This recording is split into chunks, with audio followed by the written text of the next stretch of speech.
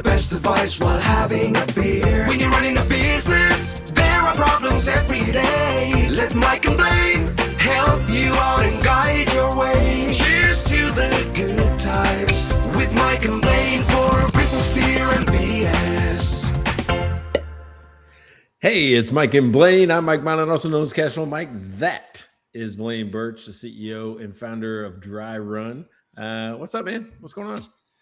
Man, it feels like forever. We missed 1 week, and it feels like it's been a month. It's just weird because I'm so used to like every Thursday, and then last Thursday, not that we went for beer. I actually had 20, 30 people either in town or virtual for our biannual, the twice a year conference. And man, it gets better and better and better. We did an app boot camp and it was fantastic. And did you see the song that my marketing guy made for me? I did. It sounded quite amazing, actually. It was, yeah. Dude, I would go see that AI concert. If you haven't seen it, go look for Casual Mike on Spotify or Apple or Amazon. It's on all three of those now. Courtney's hating it because I can walk around the house going, hey, I won't say her name because she'll pop off on me. Hey, play Casual Mike on Spotify. And boom, it runs through the house. Yeah. Oh, man. Yeah. Well, you got to be careful because she can go make her own song and plug them all over Spotify. Yeah, but it's not about her. I'm just talking about, well, she could play it in the house, right? And I'd have to listen to it all day long. You have to listen to it all day. Yeah. So I have it on repeat in the car when I'm going to the gas station or something like that. So I'm like, damn, I'm starting to learn the words to it and everything. It's like fantastic. I love it. Well, you have to put it up on the Facebook page, and then people can see it if Facebook lets us. I think I did. Yeah, Didn't I? I think I already did. We'll have to check. All right, take a look. See, Facebook. If not, I know I put it on the Casual Mike and Casual Mike page. So there's Mike and Blaine's. Go to Mike and Blaine's page, see if it's there. And no, probably didn't put it up there. So, okay. Oh, wait a second. Yeah, I did. It's right there. It's just buried underneath. It's like 3 posts down right now. So, okay. So you guys go check out our Facebook page, and while we're at it, please like, subscribe, follow. Go to our website, mikeandblaine.com. You can even buy merch there, and you can also email us. If you want to sponsor, and you can just like buy some beer for $5 an episode. We're going to talk about you every episode that you sponsor for $5. The best sponsorship dollar you'll ever spend. But you can also email us at beer@mikeandblaine.com if you want to get hold of us. So definitely reach out anytime. But we've got some beer sponsors. And first of all, before we mention our sponsors, what are you drinking today? Hey, me? I tell you what, I didn't go really I went big beer, big name beer, right? Because I hadn't seen it in a while, and usually if I see it, I buy it. But I went Smithwick's, right? Oh yeah, Smithwick's nice. Red. Yeah. It's Guinness's big competitor, right? When it comes right down to it. Nice. So I went Smithwick's because I don't know, it's just something about. I used to carry it at Bottoms Up Brew House there in O'Fallon. And, one of the bars I owned, and it was one of the most popular beers we poured was the Smithwick's. So I really like it. Well, even though I really promote craft beer now, buy craft beer a lot, I still have such an appreciation, honestly, for Guinness. I think it's actually really terrific beer for Kilkenny, for like all those Boddingtons, Smithwick's like that. Like I have a real appreciation. That's legit beer. And that's where a lot of craft beer comes from, right? Hey, well, I mean, and we learned something about Guinness, right? That they brew in Maryland. They have a whole line of a craft beer line of Guinness. I don't think it's the real stuff. I think it's like some off, I don't know, down brand things. I don't know if it's the real stuff though. We've tasted it, if I remember tasting good. So I think it's probably pretty similar. And I kind of forgot. I forgot what it tasted like. The other Mike Mylan has to send it to us. Yeah, Mike, if you're out there, we send us more Guinness. You just got a free plug, other Mike Mylan. On my phone, he's called Baltimore Mike. So yeah, they're Baltimore Mike. Yeah, exactly. Yeah. So we got the topic. We're going to talk about therapy speak and how that's infiltrating everything from all across the world, but also into business and into HR and into everywhere. So we're going to talk about that. And I just thought this was apropos, this Omen Brewing spilt milk. And I thought, don't cry over spilt milk, just seemed to somehow connect to that. And also, it was one of the few beer I had in the fridge, and this is a delicious beer. So that was just kind of wedging it in there. But Omen Brewing, oh man, we've been going there almost every weekend since we got back to Edmonton. It's just, I think that's such good beer. If you're looking for a great place to go with beer, Omen Brewing and Happy Beer Street area, go check them out. Yeah. So speaking of beer sponsors, right? You mentioned people could sponsor the show for $5 an episode. Guess who's back? Larry's back, back again, right? So Larry Weinstein, the cash flow cowboy out of Houston, Missouri. He just gave me a copy of his new book called The Banker's Edge. Look, not even for resale. You can't even get this sucker yet. But yeah, Larry Weinstein, the CPA. Look at that. He's even got ClearPath the Cash Professional down here too. Nice. He's going right on it. So it's very cool. So Larry, glad to have you back. He's sponsored through the rest of the year. He's done. He's in till December. That's amazing. Thank you so much, Larry, for being back. And for those of you that are wondering, the Canadian's going to mention that that's Houston, Texas. Houston. Yeah, Houston. Yeah, you said it was in Missouri. I'm pretty sure. No, I was like, well, that's weird. I said Missouri? Yeah. So the Canadian knows where Houston is. You even live in Texas, man. Damn, I might have to go back and watch that. I said, yeah, we got to replay that because I'm going to throw a challenge flag on that one. No, if Larry, you're watching, any of you guys watching, text it. I'll go over to chat. You can confirm that. I'm calling bullshit on that one. I'm calling bullshit on that one. There's no way that happened. It did. It was quite hilarious. I was personally laughing. So I will find that clip and probably put it on Facebook and replay it 50 times. So, but we've also got some, and I got to mention, like, neighbor Pat might even be listening. Neighbor Pat, he did say not Houston, Texas. He said something else. But neighbor Pat, one of our beer sponsors, always walking down the street bringing you beer all the time. And I'm going to thank Pat for you because you get all the fun beer. But I appreciate it, Pat. Yeah, and then we got Karen Harrison. She's no longer going by 3S Smart Consulting. It's just Karen Harrison up in Michigan. She's still got her book, Stop Growing Profits, or Stop Growing Broke, Start Growing Profits. Get it on Amazon. Check her out, Karen Harrison. She is the cash flow expert you need in the North. Yeah, and Devin. Finally, Devin, thank you again just for supporting the show for so long. The biggest LSU fan on the planet. He just loves the show and loves LSU even more. He's got to be going crazy right now because Coach O came back and joined the coaching staff. Coach Ogeron, he's the one that goes, "Go Tigers!" But he won a national championship with Joe Burrow and all that. And basically, he's come back to be part of the recruiting and the defensive team. So, hey, welcome back, Coach O. You know, when he walked out the door, he walked out with a $17 million buyout of his contract. Wow. And you should just go look at the stuff he was doing. He was partying. He was on boats. He's like, hey, when he got fired, it was rumored that he says, "Hey, just tell me which door you want me to go out."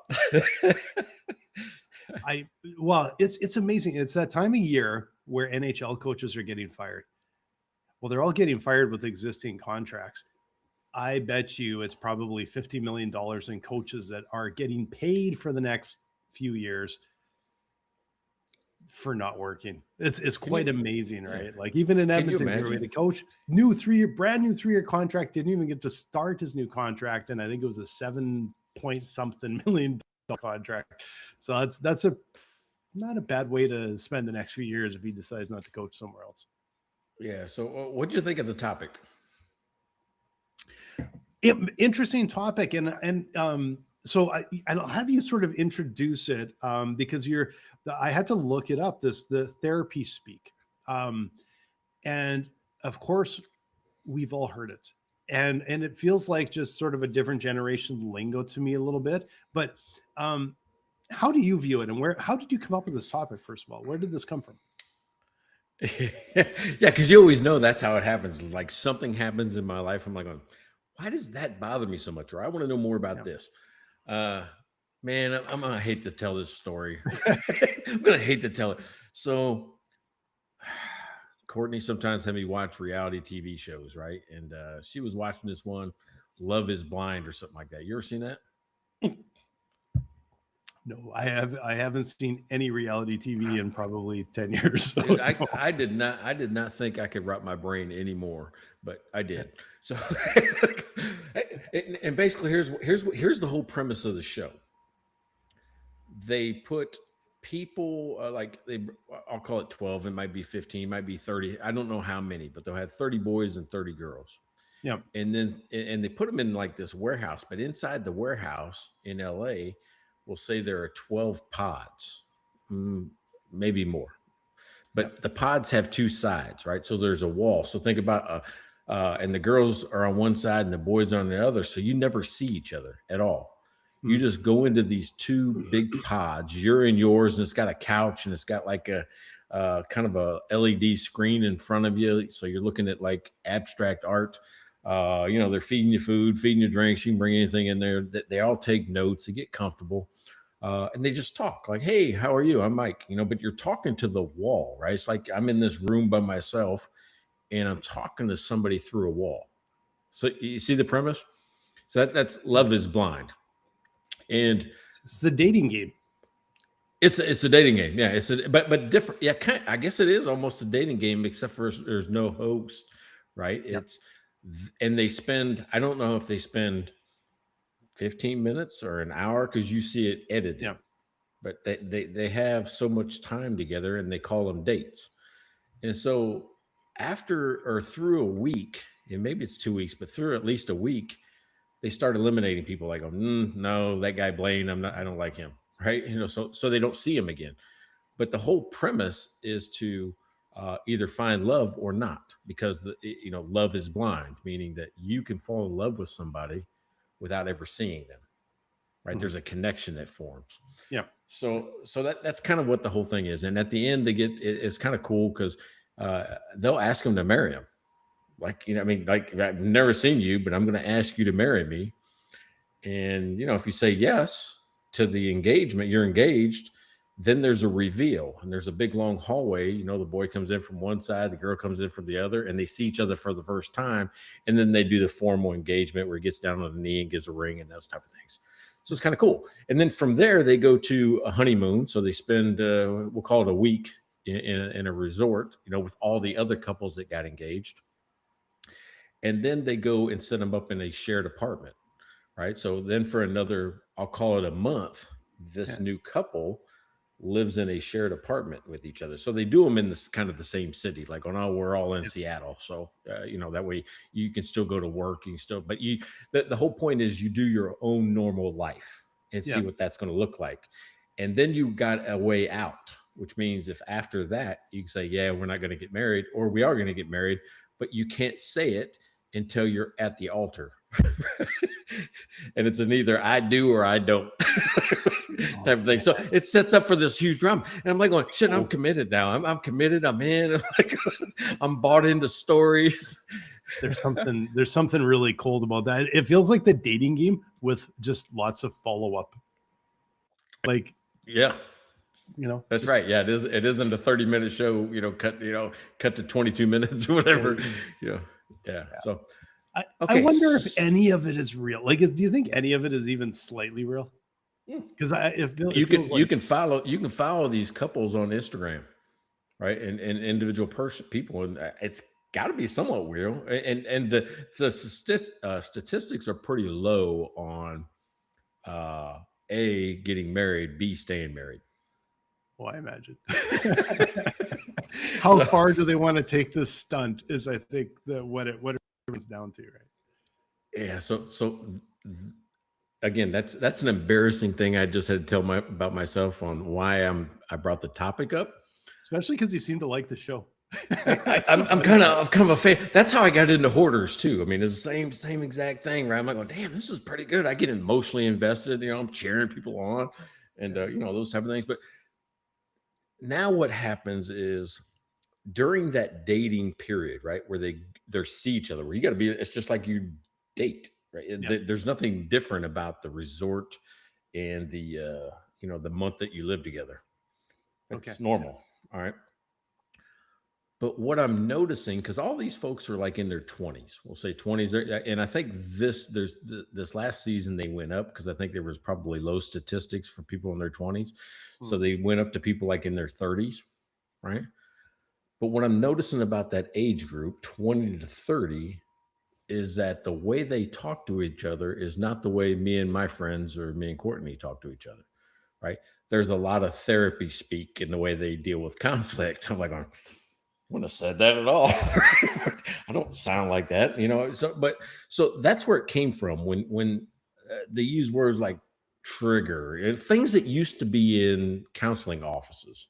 Yeah. If you had a counselor, you would hear things like that. You would hear, safe spaces or emotional bandwidth and those types. That used to be therapy. That used to be counseling. That used to be the way they talk to you, right? And then maybe you got a little bit into your life, but for the most part, we didn't use those words normally.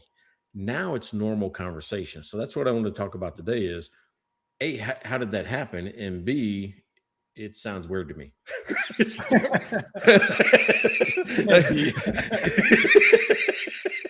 It does. When people do it, that triggers me. I'm like, oh, I don't like it when you talk to me that way.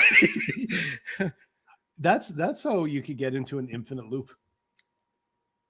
Like, kind of programmer speak, you get into an infinite loop because someone says something and you said, someone used the term triggered and it triggered you. It's never gonna end. It just goes around. And so I say something that triggers them, and all of a sudden we're in chaos, and we're getting, we're getting rate limit errors in our relationship. That's funny.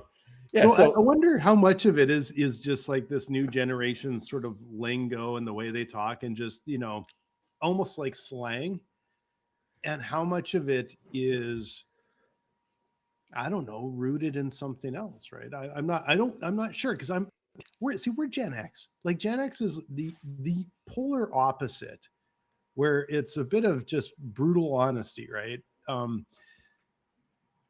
And I wonder how much of this comes from a place of honesty and how much of it comes from a place of control. Because when I hear that, that's what it feels like, is someone's trying to exert control by almost being patronizing. That's how it comes off to me, because I'm from a different generation, right?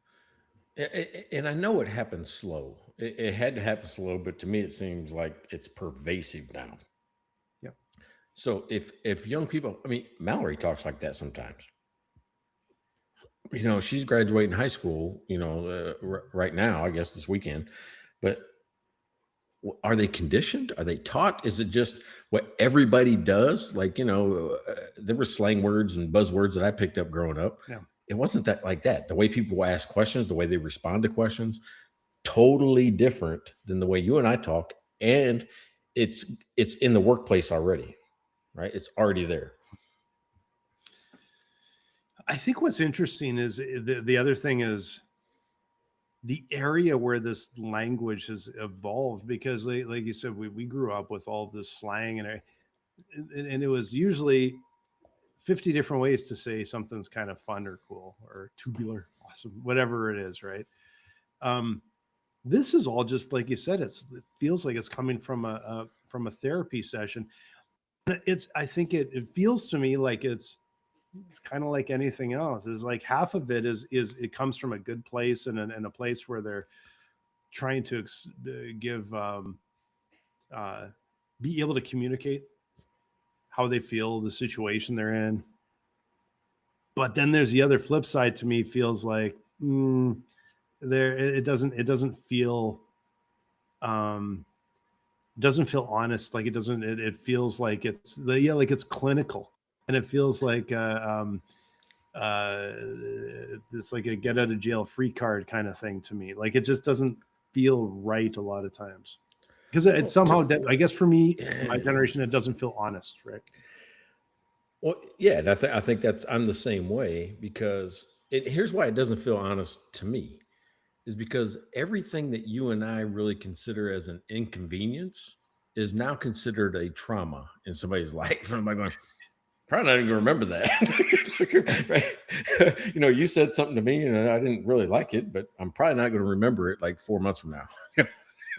Chances are it didn't create some trauma that builds up, right? Yeah. Just like, I mean, it's so, and I want to know how it got introduced and how it got absorbed into society so fast. I mean, I still don't do it. I again, when people, start to talk like that. And what's funny is I'm saying that as I'm teaching you to do it, meaning I'm like, oh, holy shit, I'm part of the problem. It's me. I'm the problem. And I had that realization on the podcast. I wrote the book, Don't Tell Me What to Do. And it's all about getting people to take action, right? And part of it comes from verbal judo that they taught us at the police academy, in the 90s. And it was about things like going, hey, I understand that, but, or, I appreciate what you're saying, but, and all of a sudden, that might just be a small snippet of what we learned then. It's expanded, but it's the same basic philosophy of what they're, what people are doing now. Yeah.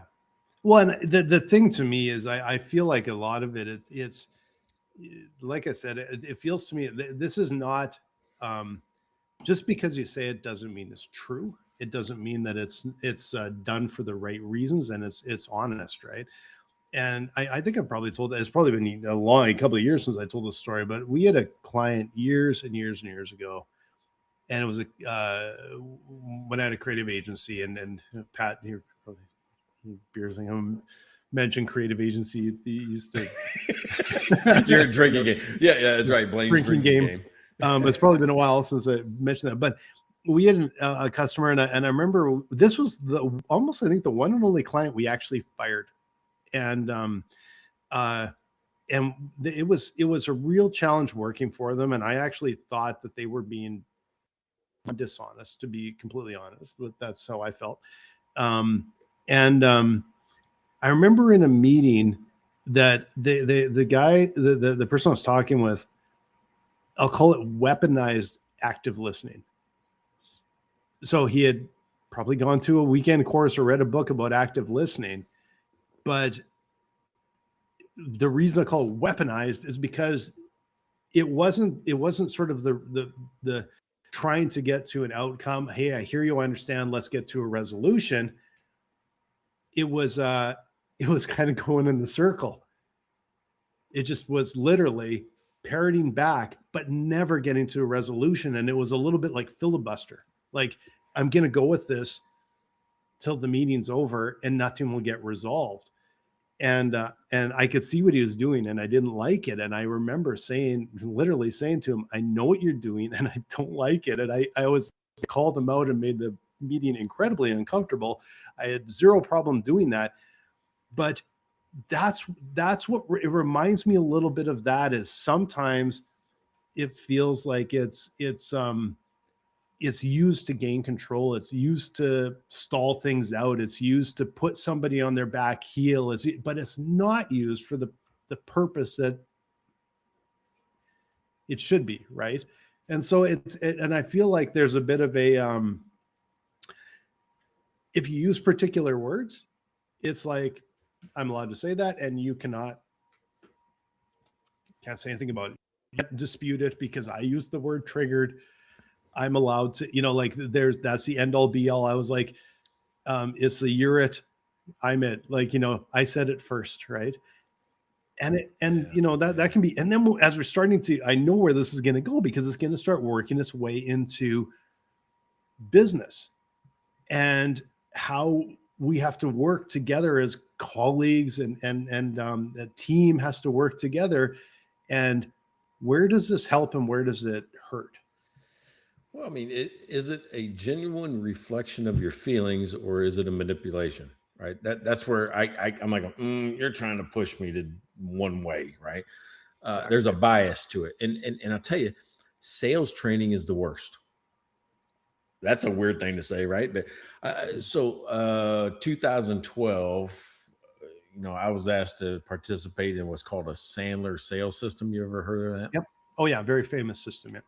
All right. So I mean, and pretty much works. It's a little harsh, right? It's if to me, it's a little harsh when I hear it. Yeah. And because I went through it and we were trying to implement it, I'm very in tune with it, right? It's like I pick it up and I started hearing it from everywhere. It was like it was the most popular thing in the world at the time because everybody that talked to me was using the same thing. If people start a conversation with me that fits the A-ton acronym, all right? So that's how every Sandler conversation starts. It's called A-ton, A-T-O-N, right? Yeah. They're going to start with the agenda.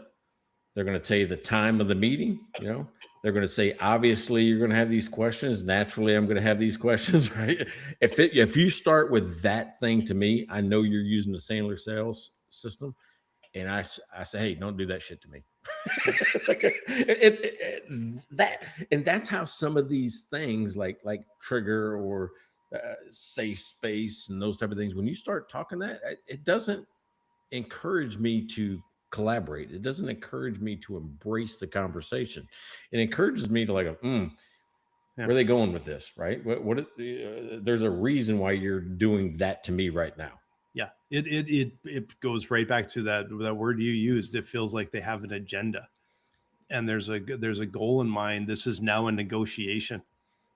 It's not a conversation. It's not talking about feelings. It's a negotiation with an agenda. They have an agenda, and they're looking for an outcome. I agree, but like I know some of those sales systems, not probably as much as you, but boy, I know them when I go into a place and they start. Salesman starts going, and I just it turns it off right away. The conversation goes down. Would you agree that? No, like I can't. It just drives me nuts, right? The one that I don't like is if I could do this, would you? If I could make it $100 less per month, would you buy the car today? When I hear stuff like that, I'm like, you just put me into a sales system. And we stopped being people. You stopped treating me as an individual, and you started treating me like a dollar sign, and I get pissed. Yeah, that's exactly it. And I think there's and I think that's probably why we're even talking about this. Is there feels like so much.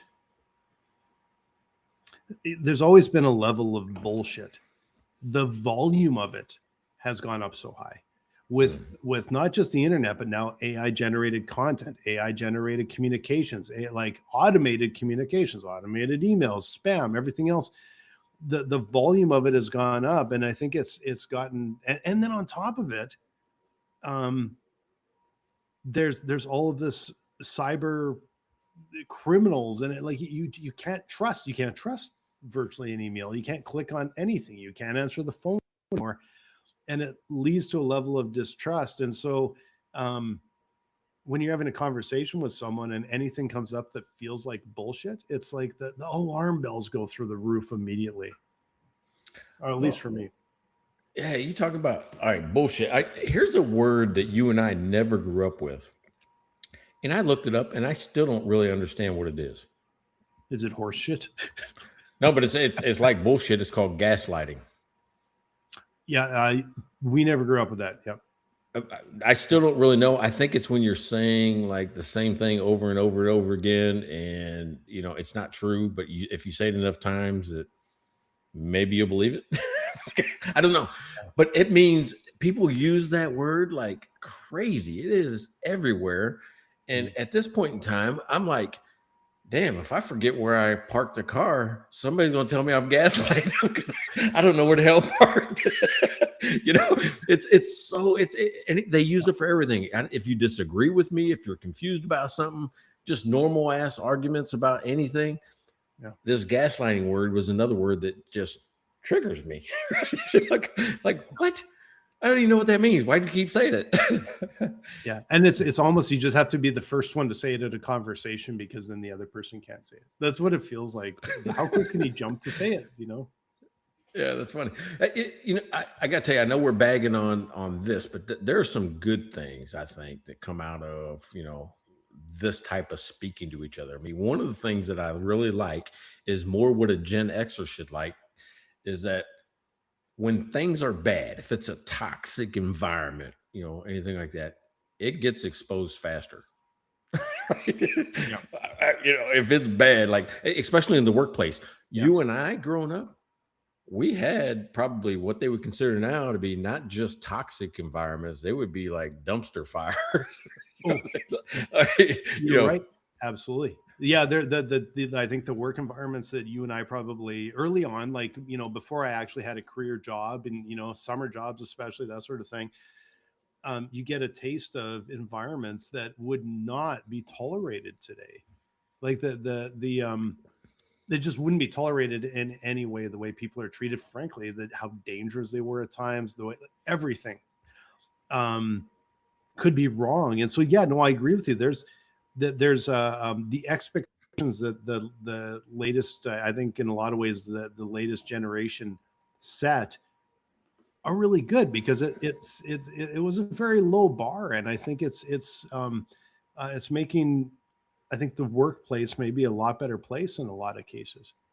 Now, with it comes the good and the bad come together, because it seems like for everything that's actually really productive and workable, there's the other side where it's a bit manipulative, right? And I don't know how you determine which is which at times, like from the outside.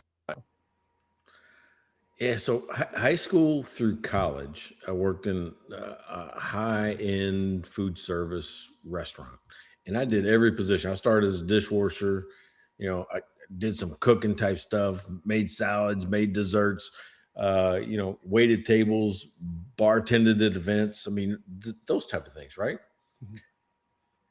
And every day there's always a little drama that goes on. But you're like, it's just work. And then we just went about it. Maybe you're pissed off about it for a day or two. But I'm thinking now, they'd probably have to close the place down. It's just the way it ran, and it ran very well, except for dealing with other people, right? That you worked with, your actual coworkers, right? Yeah. It's just crazy, because now today communicate about their feelings a whole lot better than we did then. Mm-hmm. I think you just used cuss words back then. I think that's how you. If I used a cuss word, I was mad. I still do. Yeah, I didn't grow out of that. Yeah. Unfortunately, I haven't grown out of that one. It's so tricky because it's changed so much, and most businesses don't have a single generation working in them, right? So you have a lot of people from multiple generations that somehow have to kind of work there and learn. I think there's a bit of a misnomer that the older generation only has to learn from the younger generation. It used to be a flip. Mm-hmm. The younger generation has to learn from the older generation. I think there may be times where the both sides are a little bit too dismissive, right? Now, the one thing that I think is a huge benefit with where this has all come from is the normalization of mental health, where mental health is a health issue now. But when you and I grew up, it wasn't a thing. It wasn't talked about. It was just like shoved to the side. It was never even. It's like you didn't even know it existed in a way, even though it truly, obviously existed, right? Well, dude, I mean, everybody talks about that now. I mean, not just mental health, but they try to protect it or improve it or change it in real time with this word. And you're going to know the word as soon as I say it. You're going to go, oh, yeah, I heard that one. Boundaries. You need to, that was a therapy word. Oh, you need to create healthy boundaries. You need to keep it. Now people put it on their dating profiles. But it's one of those things where boundaries is the thing. You don't have good boundaries. You need boundaries. I keep and maintain my boundaries. I mean, it's the weirdest thing to hear. If you tell me you're going to maintain your boundaries around me, I'm like, we shouldn't be friends. Because because Pat will tell you I cross boundaries all the time because we're friends, right? That we're just jazzing it up like we always have. Yeah. Well, and I think there's the again, there's people that have, I think, really good intentions, and it really makes sense for business to be able to sit back and go, that makes sense. Like to have those boundaries to say, like, because I know there there probably still are workplaces, but I think it was more prevalent where, it's like you're getting paid for 9 to 5, but the expectation was it's like, you're literally I own you sort of thing, which is way beyond those boundaries. Now, on the flip side, I think there's times where people put boundaries up and it's like, that's kind of what I hired you for. It's like, well, I got a job as a salesman. I don't talk to people. I'm not comfortable with that. That's outside of my boundaries. Okay, well, that's not really going to work, right? I know it's a bit of an extreme example, but there are those ones where it's like, yeah, but we still have to get the job done. So there is this give and take and this push and pull in the middle. The edges are clear. It's a little gray stuff in the middle where it's like, yeah, no, but that's part of the job. It gets messy in there, right?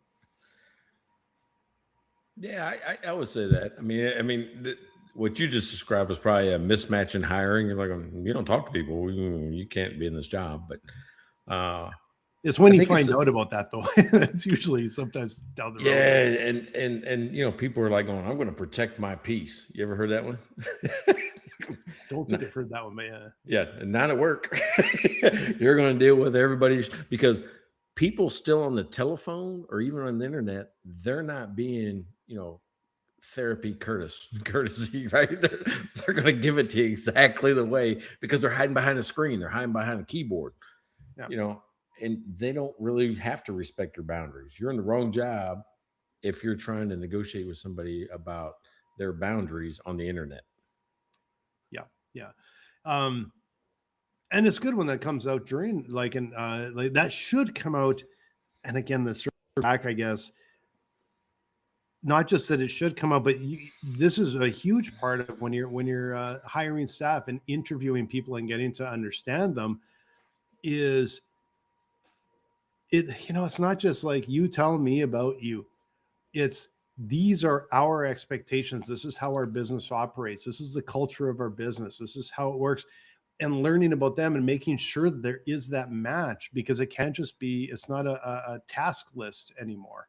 It has to make sense from both sides that, it's a night watchman job. You do have to work the night shift, because you have to lay those expectations out and have that conversation, right? Yeah, well, I mean, it allowed people to talk openly. What's happening now because again, therapy used to be private. If I was overwhelmed or sad or stressed, I would talk to a therapist, not the internet. Not people at work. I definitely wouldn't use language like I am dysregulated by all these unresolved trauma patterns, or things like that. There was like one word in that sentence I understood, or maybe it was the combo of them together.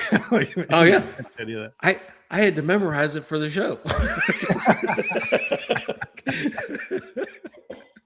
Well, congrats! I really thought of you. I'm like, where can I fit this in? I don't even know if I used it in the right spot or not. It sounded good. Yeah, it's funny. Well, but talking to people, I mean this did allow people to talk more openly, I think is where I'm going with that. Yeah. And there's a little bit of mental health and self-awareness that is lifted because of that. It's, that old saying, if I got a problem, it's my problem. If I share it with you, then it's our problem. Right. And it doesn't feel as big when that happens. That's from way back before you and I probably, that saying. But I think that's what people do today in just real life, in real time. Mm-hmm. I think it's almost like you take the good with the bad in a way too, because there's a good in people being willing to talk about things, talk about how this job may be affecting them, or what like expectations, how the struggles, talking about how they feel about things, how things are affecting them, or there's a stress in them and pressure on them. But the language itself, this clinical language, like this, again, going back to this therapy speak, I think in a lot of ways, it's good you're sharing, but you kind of killed it by using such clinical language that it comes off it can come off as a bit disingenuous or just cold, right? Instead of can you use simple terms? Like how many times when I'm getting AI to help me just draft a rough copy of something, and I go back and say, hey, simplify the language, but keep it professional, right? Because it spits this stuff out, and it's like, oh no, that's not how people talk. And is, I'm going to go through and edit it, but I don't want that much cleanup. Like, I give me something to work with here, right? And I think there's a real barrier there. I'm not doing a doctoral thesis or dissertation. We have to impress a board. I got to actually talk to another person. And I'll argue that I don't think the board or even your thesis supervisor, well, maybe some, but I don't know if a lot of them really want to try and grind through language that is too fancy for its own good. I'll say, like it doesn't serve a purpose. It's a self-indulgent purpose, It's harder to get to the point. You're like, what is he trying to say? Just like that big thing I just said. It's hard to, the biggest problem I think. All right, now it kind of hit me with the younger generation. They're more social media savvy and things like that. Social media rewards it. They reward all of that stuff. They're like, you see it all the time. I see it on my feed. Maybe you don't, but apparently my algorithm's different. But it'll say like 5 signs you're dating a narcissist. What? Yeah. So I'm going to look through it. Is Courtney a narcissist? So see, that's why. Because you click on something and you've literally trained the bot to send the same shit back over and over again, right? So it's one of those things. Come on, you've never done that? You've never clicked on one of those? 5 signs you're a psychopath. I'm like, am I a psychopath? Holy shit, I got 4 of the 5 signs. I'll be honest. I look at that stuff and then clickbait bullshit. And so my feed is right now 90% Barney the cockatoo. Have you ever seen Barney the cockatoo? He's hilarious. His little cockatoo doing funny stuff. It's funny. But you click on it once and then it's like your feed will never change, right? It just keeps feeding that same crap all the time, right? Yeah, well, I mean, but over time, what's happening is we've stopped just responding to you and being empathetic to you, and everything now is a clinical assessment, and you'll get it from neighbor Pat. You'll get it from anybody. The grocery clerk, grocery clerk will tell you something about your psyche or about your about your mental health. I'm like going, how is it that we've all become clinical psychologists in the last few years? Yeah, and with zero training, zero training. That's where it feels to me. It feels a little bit to me like a petroleum engineer lingo, right? Like, you couldn't tell someone you worked at a gas station you're a petroleum engineer, right? Like, and that's what it feels like. But like I will say, like coming from a design background, I will say that as a designer, when we look at things, we say simple is hard. Always say that. Simple is hard. When you start down a path designing something, it's easy to make it complicated. It's easy to make it with 1,000 pieces and all, trying to touch on everything. And as you try to work it down to simplify, it can be a difficult thing. And that's and I think it's frustrating that people don't give enough credit to the elegance of simplification. It's something that's clear, but they kind of reward, the algorithms and the people. They reward something that is needlessly complex because it, I don't know, superficially is smart, I guess. Yeah, but I think if companies are good at it, if a company can do it, think about it. I'm not getting the lecture from neighbor Pat about myself. If a company can do it, it's a double-edged sword, which means it can work brilliantly, or it could kill the company. And here's what I mean. When they do it, it feels human, like oh, it's not a brand. They talk just like we do on the block. So people lower the defenses, and it creates some weird connection between me and you because the company used these words and this term or this expression in a commercial. But at the same time, if it doesn't feel authentic, and I think that's what the word is, that the algorithm or people now believe that that's what's most authentic because everybody's doing it. Like, oh, that's how we talk normally. So if you don't talk like that normally, it's really not authentic. So it could come off as artificial or manipulative, like we talked about, or just therapy speak, like we've been using. So, I mean, it's a double-edged sword. So if it's not part of your personality, I wouldn't use it. Don't use it. And I think you have to know your audience so well, and be able to speak to them truthfully, and that's how it can come off authentic. I think a lot of times when you see brands really messing up, it is this very superficial. They know who the audience is, but they're not sort of part of the audience. They're not including the audience. They're not including that group in the conversation or understanding it. And it's like these words, and we'll throw it out and it'll work, because that's how they talk. If you say that's how they talk, you've lost already. If that's how we talk, you're probably in a lot better shape, right? Yeah, that's really insightful, right?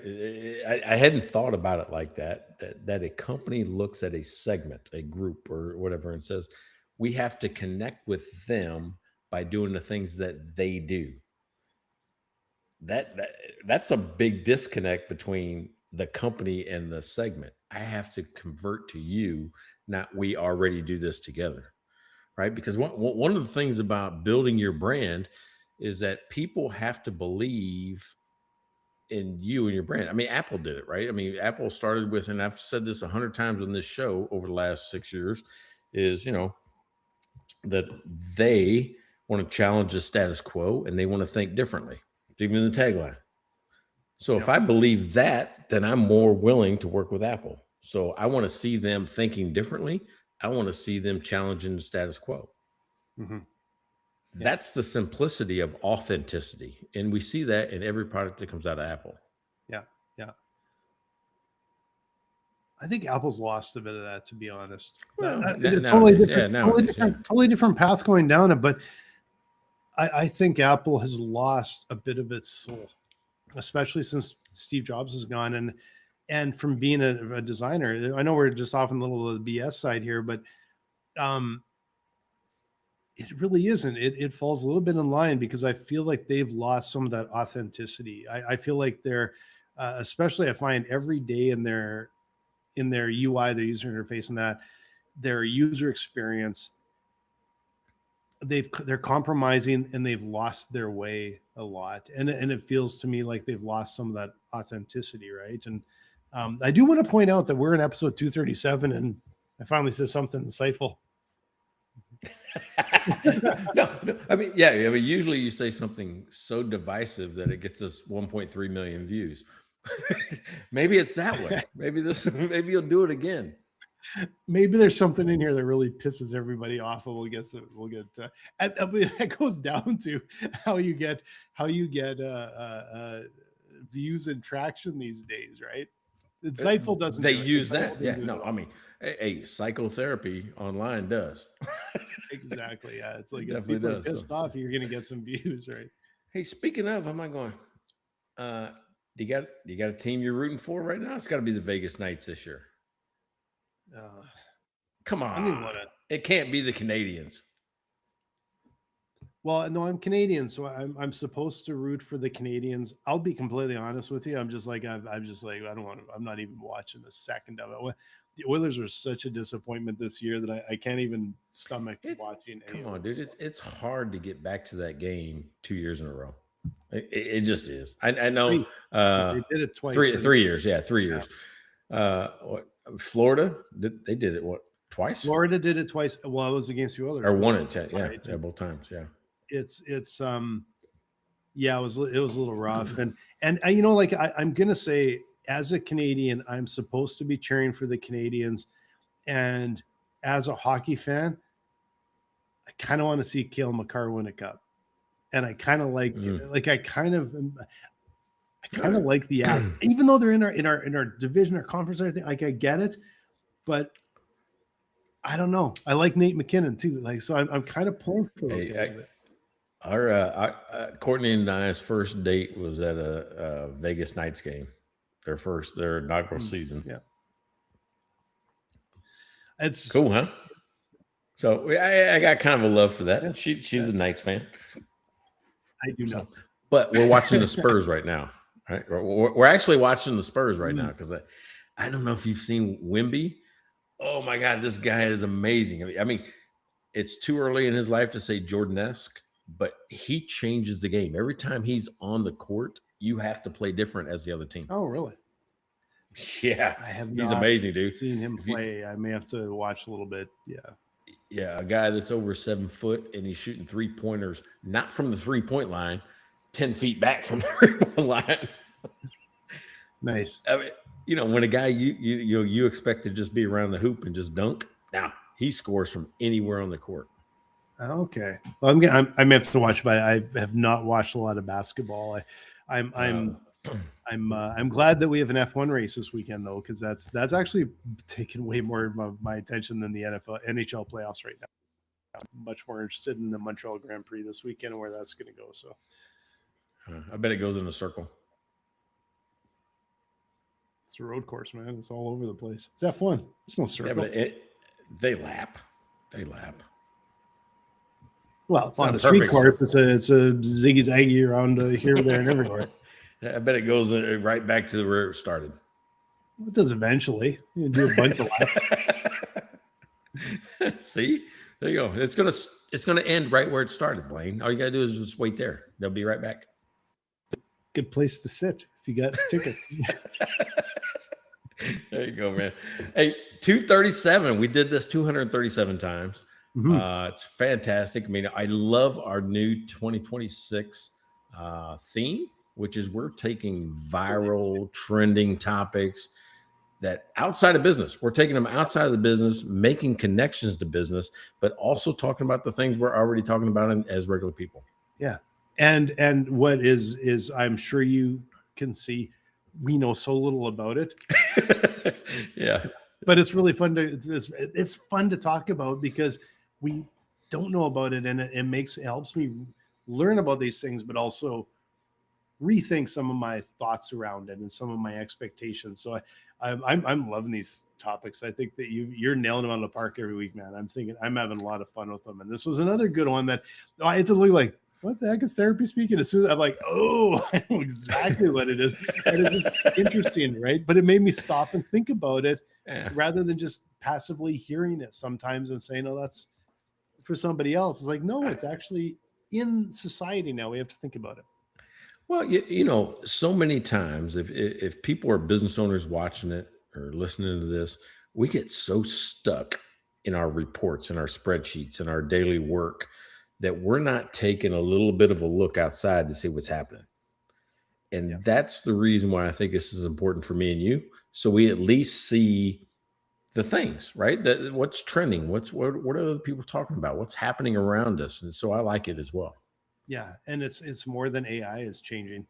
That's a huge one. We talk about it quite often, but there's a lot of changes and a lot of things that will affect business. And it's, the pace of change has never been faster. And so it's been really, really good to dig into these things. Right on. Hey, next time, 238, we'll have something else fun to talk about. But if you haven't, subscribe, follow. There you go. Go check us out. You can also buy us a beer. You can also, at least go check out the song. We'll check out the song on the Facebook page, buy us a beer at mikeandblaine.com, or email us at beer@mikeandblaine.com, and we would love to hear from you. All right. See you next week, man.